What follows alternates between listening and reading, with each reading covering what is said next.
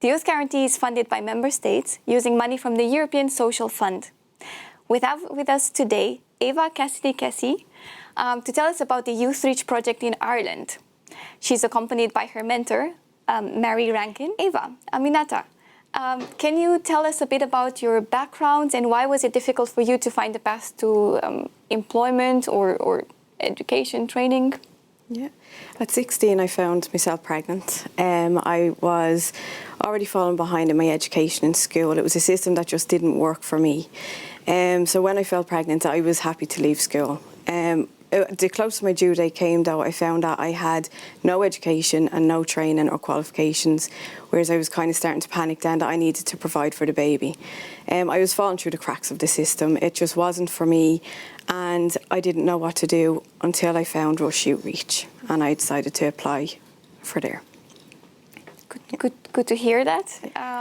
What kind of help did the project you participated in provide you, and how did it help you overcome these issues you've just described? With Youthreach, it offered a number of different supports. The most practical ones that appealed to me most was that had a bus for transport to the centre. The main thing for me, though, was they offered childcare at the time, and it was on the premises and it was affordable, so I could see the baby without worrying or stressing. They offered financial support, which was fantastic because I could also get my education while providing for the baby and myself at that time. They had other support. The classes which they held were fantastic. They were not just theory-based, but they were practical in sports as well, which I'd be a very practical person. So we done the likes of IT, communications, teamwork, and we also done woodwork and arts and crafts. And with the sports, we were able to get out and do some sports on a local beach and kind of get off the premises for a while.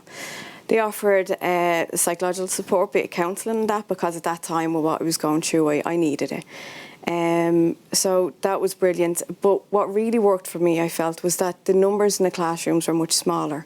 So when we were in the classrooms, I could actually voice my opinion and feel comfortable and safe doing it because the teachers were fantastic.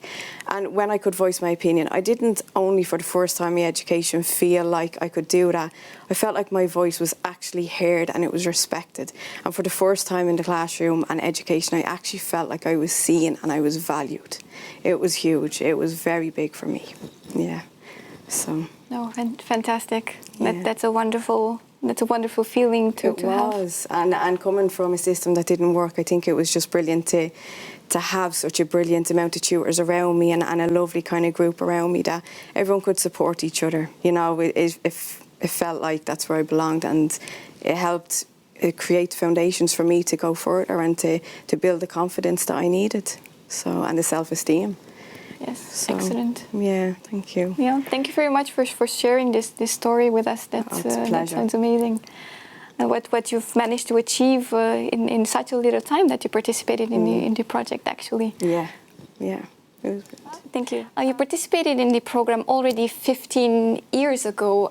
What long-term impact do you see from your participation, and did your experience from the project affect your later career choices? Yeah, absolutely. I found having participated in the programme that I did, it built, because of the subjects I covered and working out in the work experience and teamwork and communications, it really built the foundations and the confidence I needed to go further with my education. So as soon as I'd finished in Youthreach, I went straight into college where I studied beauty therapy, nail technician and electrology for 2 years. I then went self-employed, running my own business for a number of years afterwards. I decided kind of to take a bit of a change after that, so I went a different path, and today I'm now a tutor for DDLETB, teaching flower arranging and arts and crafts. So it's really taught me that to pursue with the passion I love for education and for lifelong learning, just to keep learning and keep going.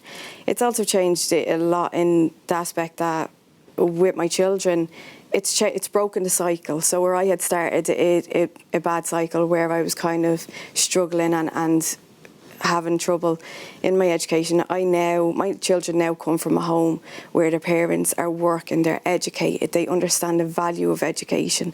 So this has taught them that their education is important, and I have the skills to support them in going forward with their education and with their careers, so I can guide them in the right direction. I found when I went back into education after being out for employment, for like being self-employed for a number of time, it also gave me skills where I knew where to go. So when I wanted to go back into adult studying, I knew how to go about it and where to go, and it was just brilliant. It taught me everything I needed. It built my confidence and self-esteem, and it's brilliant. It's changed my lives and my children's lives. So it's been a pleasure doing on the journey.